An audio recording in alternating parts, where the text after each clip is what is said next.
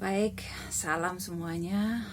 Semoga semuanya tetap sehat di tengah isolasi diri masing-masing yang makin lama makin terasa berat di sini.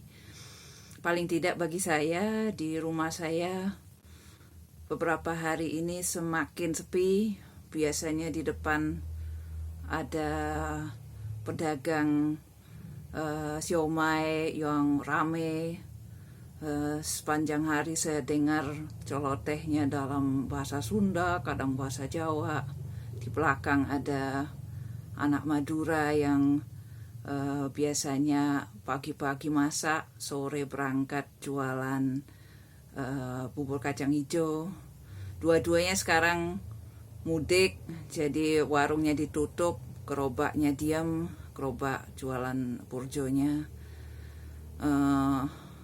Hibriditas suara di seputar saya berkurang, jadi rasanya semakin sepi, semakin menghayati situasi khusus yang kita alami saat ini. Baik, masuk ke topik hari ini. Ini video kedua dalam rangka kuliah online terpaksa kajian pasca kolonial dengan topik nativisme. Nativisme dalam kaitan dengan hibriditas.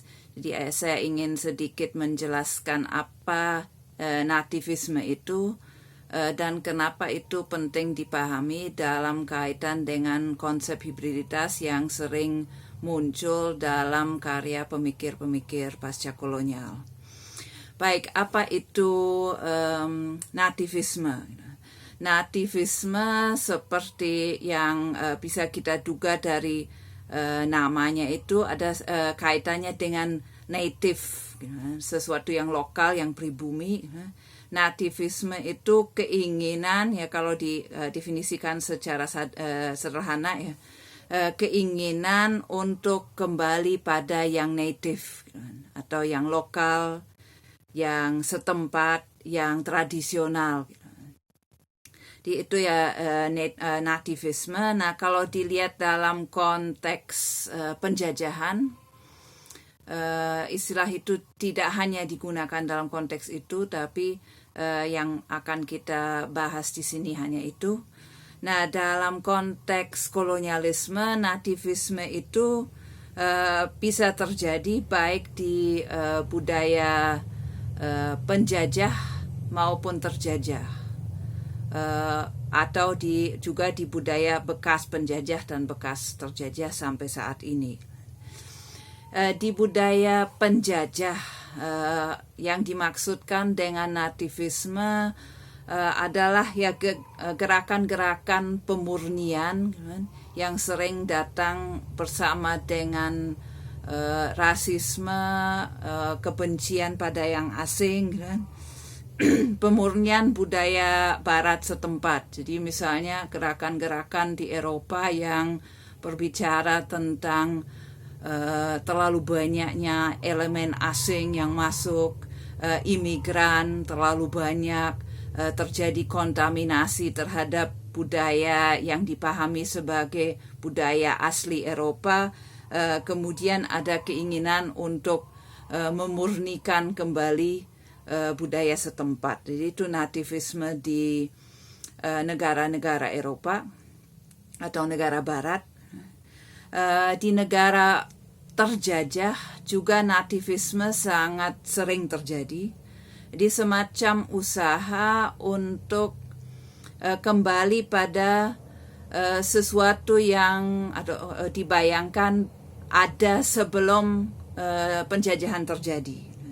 Jadi kembali pada budaya lokal, budaya pribumi, pada tradisi lokal yang diyakini sudah ada sejak sebelum terjadi pertemuan dengan budaya Eropa. Jadi itu nativisme, ya, seperti apa itu terjadi di berbagai belahan dunia. Nah, kalau kita melihat dalam teori pasca kolonial, pada dasarnya semua pemikir pasca kolonial mendeskripsikan dan meyakini bahwa kolonialisme membawa transformasi yang sangat substansial, baik pada budaya terjajah maupun penjajah sendiri. Jadi pada dasarnya budaya diyakini memang terus-menerus berubah, selalu bersifat hibrid. Jadi tidak ada budaya yang statis, yang tidak pernah bergerak. Selalu saling berinteraksi, selalu saling mempengaruhi. Dan dalam konteks kolonialisme itu terjadi secara sangat intens dan dengan kekhasan tertentu karena adanya relasi kuasa yang sangat mencolok. Nah, hibridisasi budaya yang sudah terjadi itu diyakini sebagai hal yang tidak mungkin dibatalkan. Jadi hayalan tadi untuk bagaimana kita kembali saja setelah dekolonisasi misalnya kepada sesuatu yang pernah ada sebelumnya, kepada tradisi lokal yang ada sebelumnya, itu adalah hal yang mustahil, tidak mungkin bisa dilakukan. Jadi perubahan yang terjadi lewat kolonialisme itu bukan sesuatu yang hanya superficial, ringan, kemudian bisa begitu saja diputar balik sejarahnya, dibatalkan saja, itu tidak mungkin.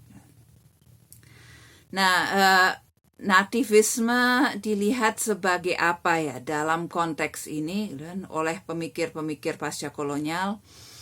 Nah, banyak pemikir pasca kolonial, antaranya misalnya Frantz Fanon, meyakini bahwa nativisme itu memang hal yang wajar terjadi sebagai fase tertentu dalam proses dekolonisasi.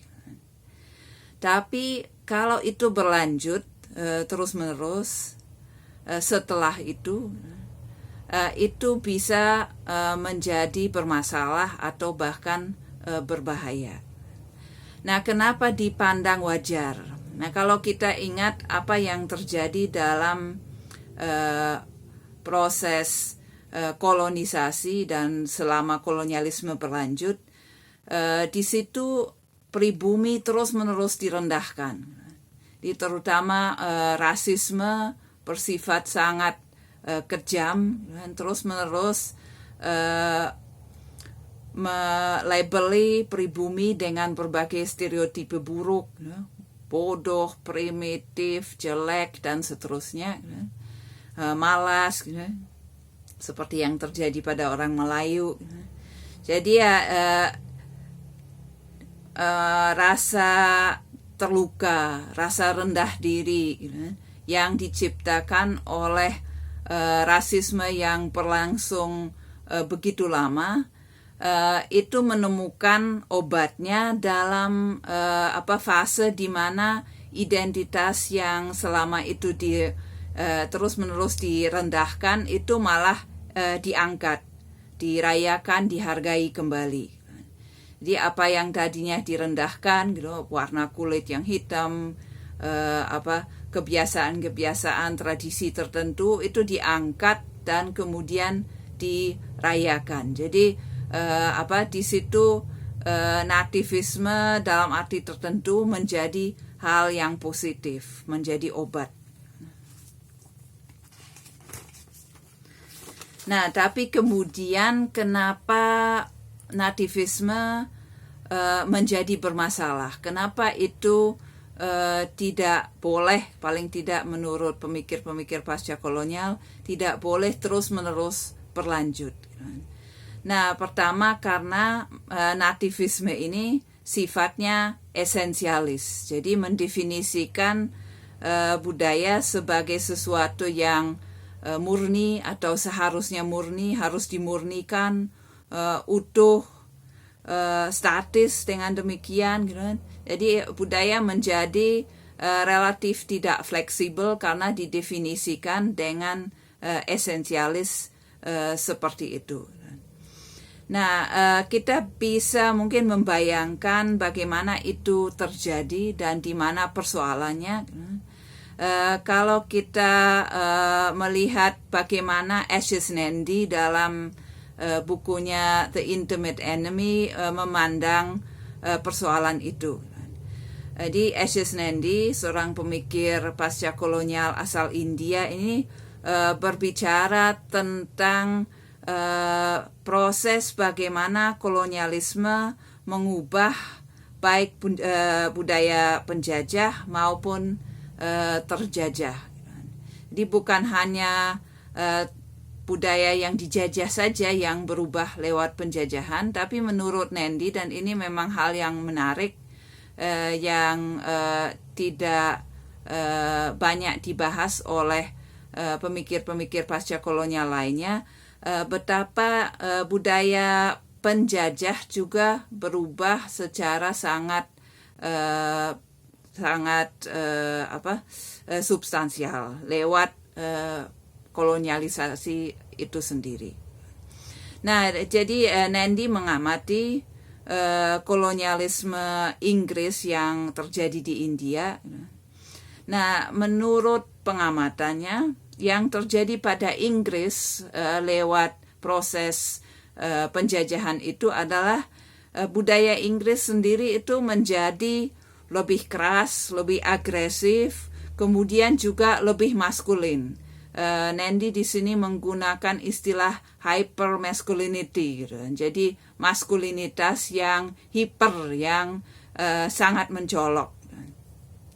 Nah, dengan demikian, gitu, unsur lain yang sebenarnya ada dalam budaya Inggris sendiri, unsur yang lebih lembut, lebih feminin, gitu, itu dimarginalisasi. Jadi ada perubahan yang cukup menyeluruh seperti itu yang terjadi pada budaya penjajah sendiri. Nah, apa yang kemudian terjadi di India agak lebih kompleks lagi. Di India orang meniru nilai yang memang diajarkan sebagai nilai superior ini, nilai keras, hipermaskulin itu ditiru, tapi bukan sekedar dengan cara membaratkan diri, tapi justru dengan mencari unsur dalam budaya India sendiri, ya, dengan konteks bahwa tradisi India itu sangat kompleks, sangat beragam, jadi bisa saja di antara mungkin sekian teks agama Hindu misalnya, atau tradisi-tradisi lokal lainnya, bisa saja dicari yang sesuai dengan nilai-nilai yang dianggap unggul dalam budaya Inggris itu. Jadi nilai hipermaskulinitas itu misalnya ditemukan dalam konsep satria yang kemudian disesuaikan dengan hipermaskulinitas itu, dan itu kemudian dirayakan sebagai keaslian India. Jadi bukan secara terbuka meniru yang barat saja, tapi justru mengangkat elemen dari budaya lokal, kemudian merayakannya, tapi disesuaikan dengan yang diunggulkan oleh Inggris sendiri. Jadi sama-sama menjadi hypermaskulin. Yang satu menempatkan hypermaskulinitasnya sebagai sifat Inggris sendiri, yang juga tadinya nggak ada. Yang satu lagi menempatkannya sebagai sifat asli India, yang itu juga konstruksi baru. Nah, jadi dari contoh itu kita bisa melihat ilustrasinya, ya, dua-duanya nativis, gitu kan, mengagungkan budaya sendiri, tapi dalam kedua kasusnya itu budaya yang dirayakan itu justru produk kolonialisme sendiri, bukan sesuatu yang sudah ada sebelumnya. Jadi dari contoh itu kita bisa memahami betapa nativisme memang umumnya seperti itu. Jadi nativisme itu ditawarkan sebagai kembali pada yang asli, pada sesuatu yang seakan-akan sudah ada dalam budaya itu, menjadi intinya atau pernah terwujud dalam sejarah sekian waktu lalu. Tapi sebenarnya itu adalah sesuatu yang baru, yang hibrid. Cuman hibrid bukan secara terbuka, tapi hibriditasnya itu disangkal. Jadi seperti dalam contoh Nandi tadi, yang diungkapkan Nandi tadi, orang Indianya tidak mengatakan ini India yang diinggriskan, tapi mengangkat itu sebagai ini India yang sesungguhnya, yang sejak dulu ada. Begitupun orang Inggris tidak dengan sadar mengubah budaya mereka, tapi menampilkannya sebagai memang inilah watak orang Inggris yang asli. Nah, jadi kita melihat betapa nativisme ini sebetulnya berangkat dari hibriditas, tapi hibriditas itu tidak diakui, tapi disangkal. Nah, berikut kita akan melihat beberapa poin ya, kenapa nativisme semacam itu cenderung bermasalah atau bahkan sifatnya membahayakan. Nah, pertama, nativisme itu mengajak kembali kepada budaya asli. Nah, dalam konteks sekarang pun kembali pada budaya asli itu aslinya yang mana, rujukannya apa ya gitu kan, untuk mencari misalnya salah satu budaya Nusantara itu dulu sebelum penjajah masuk seperti apa ya sebenarnya. Nah, absurdnya sering sekali justru satu-satunya rujukan yang tersedia adalah arsip kolonial atau penelitian para orientalis di zaman kolonial. Jadi entah tulisan teks-teks lama yang disimpan oleh penjajah, deskripsi budaya yang ditemukan oleh penjajah atau orientalis saat datang ke sini, itu yang kemudian menjadi rujukan untuk mendefinisikan seperti apa sebenarnya aslinya. Ya tentu saja ada distorsi tertentu di dalamnya, dan apa yang kemudian bisa ditemukan adalah justru apa yang dianggap menarik dan atau penting disimpan oleh penjajah sendiri.